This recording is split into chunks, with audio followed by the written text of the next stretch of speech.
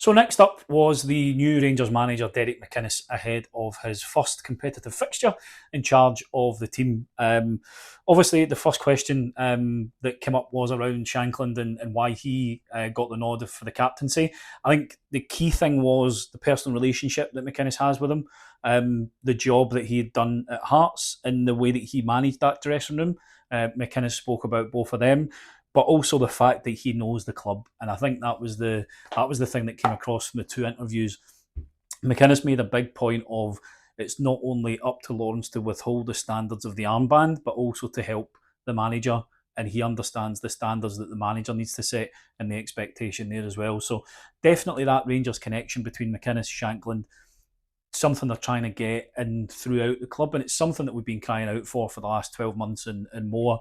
A real lack of kind of standards and understanding of what this institution means to so many people across the world. So that was a really interesting bit of insight.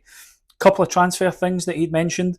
Obviously, McCann is probably going to be announced either tonight or tomorrow, from what he was saying. Deal's all been agreed. He spoke about him being a really good profile. The age is really good. A lot of potential with that transfer, but more importantly, he felt that he had the character and the attributes to be able to deal with that move from the MLS to Scottish football. So really excited by that one, and certainly shows up the defence, especially given the interest in John Souttar and his impending exit from the club. The other bit of transfer news was that there had been a deal agreed with Anderlecht, and actually Ant-Man's over there just now, sorting out the personal terms to that deal. So again, looks like that one will be announced in the coming days. Does mean that he is hoping to get a player in that forward position. He was a bit coy on who, but definitely said that they were hoping to get that tied up so that that individual is available. Good news on Dragojevic. He will be available to be able to start on Friday if he's called upon. And also, Tello Asgard's injury was fine. He was training today. And Cammy Devlin should be back as well tomorrow in full training. The key thing was, though, just how kind of big a thing it was for Shankland to be made captain. But he's not the only leader in that group, and that was something that McInnes reiterated again. He's done it all through the pre-season. We've got players like Dan Neil, who's been captain, Dragojevic, who's been a captain, McCrory, who's been in a leadership group when he was with McInnes up at Aberdeen, and he stressed that it's up to every single one of those individuals to be able to set the standards that's going to be required for the season ahead. Really bullish about going up to Dundee United. I'm glad that the club have appealed the decision to his ban so that he could stand on the sidelines and actually do his job, because that's ultimately what he wants to do here at Ibrox. Have a listen, give us some feedback on the content. Hopefully you're still enjoying it, and we'll be there for the next one. Thank you. Derek, we've just had your new captain in Lawrence. Can you talk us through why you feel he's the man for this role? We obviously did it for previously. Yeah, I think obviously, when you're going to a club and you've got to pick a captain, obviously James Tavernier has served the club for a long period and served it well. So there's always this discussion, and it's been something I've been asked about quite a lot since I've been in the job. And I just really wanted to look through the squad really and how everybody was. But the benefit Lawrence had, or advantage, Lawrence had, was the fact that I could get evidence of how well he's runs a dressing room, his experience of being a captain at Hearts for a few years now. And, there was obviously a lot to consider, but I think a lot of things went in his favour as well. I think he's got the experience. I think we're still quite a young dressing room. He knows the club. Obviously, he's not long in before me, but he knows the club in terms of being a Glasgow boy and supported the club. He knows what's expected of him and me and the team this season. So, and obviously I've got a strong relationship, which always helps with these things. Hearts is obviously a massive club as well. How big a step up is the level of scrutiny and responsibility that Lawrence will have here? Yeah, I think it's an important role, whatever club you're at, but I think that similarities in the sense that I felt that Lawrence took a lot on his shoulders at Hearts when things weren't going so well. Last season, this time last year, when I went at Hearts, and obviously he was the existing captain. and I seen no reason to change it after seeing how he was in and around the team. But I do feel that the role now has changed in the sense that I do think we need as many kind of captains underneath him as well.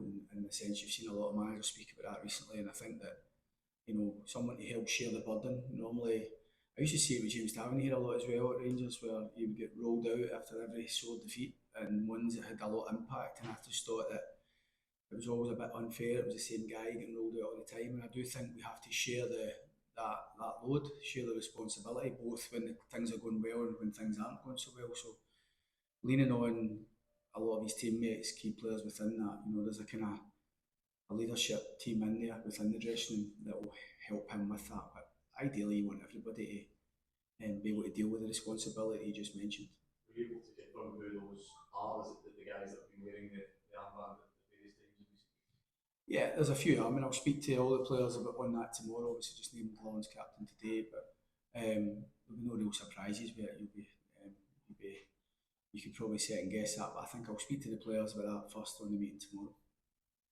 Derek, you said at the weekend that you were hoping to maybe get a couple of names on the door before Friday's match. Where are you in terms of the progress on that? We'll probably be able to announce one either tonight or tomorrow, and we're still actively trying to do one more, which is quite an important one for us in terms of position wise. So we haven't given up hope that both lads could be on board for us for going to Dundee on Friday. It's all left to Kenya, player that you're interested in, could be coming at the door soon. Yeah, that's one that is close. Let's say we're pretty close to maybe announcing that. So it'd probably be safe to say that one looks pretty good for us. And there's another one we're still trying to kind of get over the line. What do you feel will let the lad to this team, obviously in a key position? Well, I think he's another one of a similar profile in terms of the age. He's got a lot of athleticism. He has good potential. And while he's coming from the MLS and then he's coming to a different country and a different type of football, we feel he's got the attributes that can cope with that. I think when you look at his defensively, we're short on numbers, so it was good that we've managed to act quickly to get one in. And we probably still need to look to bring in another couple of defenders before the window closes. But we're a bit light in terms of numbers, and I think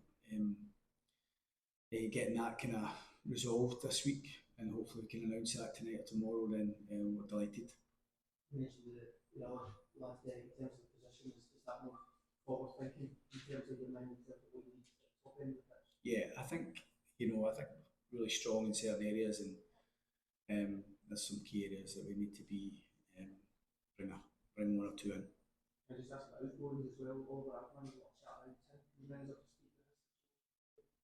Yeah, I believe a deal's been agreed, and Ollie has travelled to maybe finalise that. But other than that, I was this morning, so I don't know, or last night. That kind of I don't know where it's at beyond that, to be honest, Ronnie. But I'm pretty sure that'll work out for the boy. So Friday we got underway on the touchline. Friday after Philippine environment. Just how important is that to be there for that first game of the Premiership, and what do you expect as we start this Premiership campaign? Well, I want to be there because I want to be able to do my job. So obviously we will appeal that. So hopefully it will allow me with appeal to be on the touchline. But no, look forward to it. I think we've got to feel excited about a new season starting. This is a real opportunity for us to kind of start as we mean to go on. Obviously it's been well documented that Rangers haven't started the first game of the season well for a number of years, and the cards are dealt as a tough fixture, but it's very rarely you get an easy fixture away from home, and it will be tough going to Tannadice, but it's important that Dundee United have a tougher game than what we're getting, and we've got to turn up on Friday and do our jobs well. So pre-season friendlies serve their purpose. I'm glad it's over with, to be honest, and we can get down to the real stuff.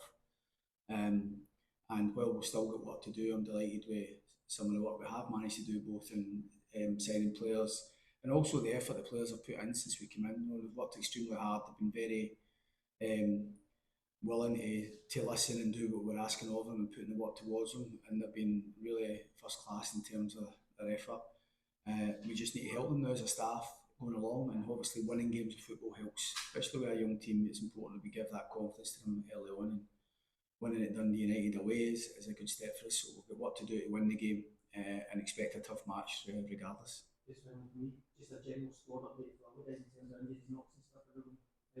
Yeah, so Tello, Asgard trained this morning. He obviously came off on Sunday against West Ham, but his shoulder's not causing him any discomfort. So he'll train fully again tomorrow and obviously okay for the game.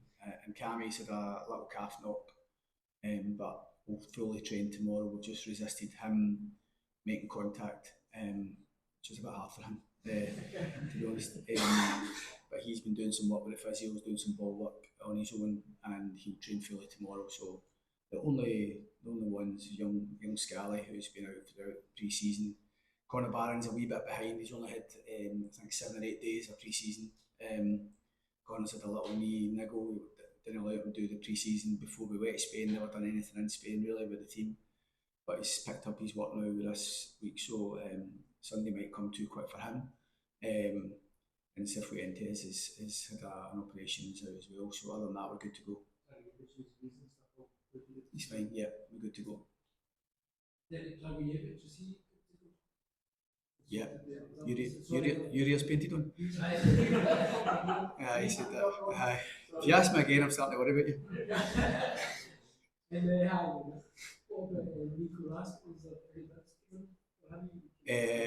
Not that I'm aware of. Not. Nico's due to arrive late tomorrow. But again, these conversations are between the club and the agent, and whether that's something that comes in, I'm pretty sure we will look at that if it comes in, but nothing as yet. Sorry, John Suter, is he close to leaving there?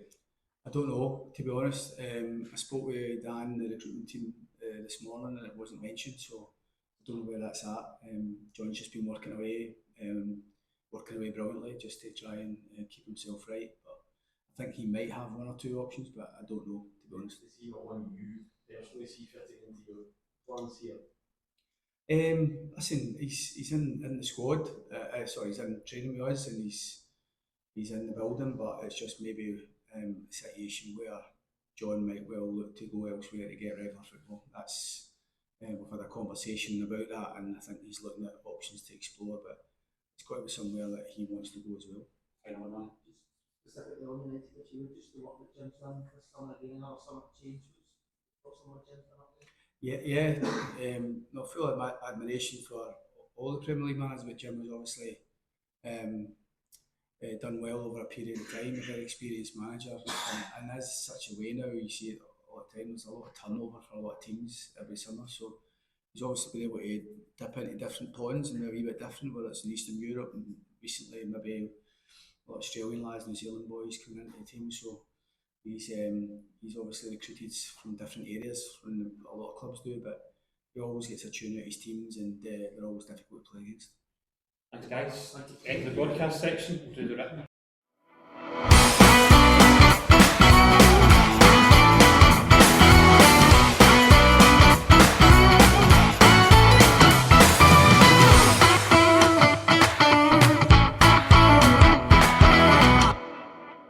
The Four Lads Rangers podcast is proudly sponsored by Candide, LBJ Consultants, CBD Oil Scotland, Elite Scooters Scotland and Metaclad, Four Lads exclusive roofing partner. The Aesthetics Lounge by Sharon, Denhay, the quintessential British bacon. Thank you to all our sponsors, and in partnership with Black Rooster, Art of Gold and Rangers Youth Development Company. Thank you for listening to or watching the podcast. We hope you enjoyed the show.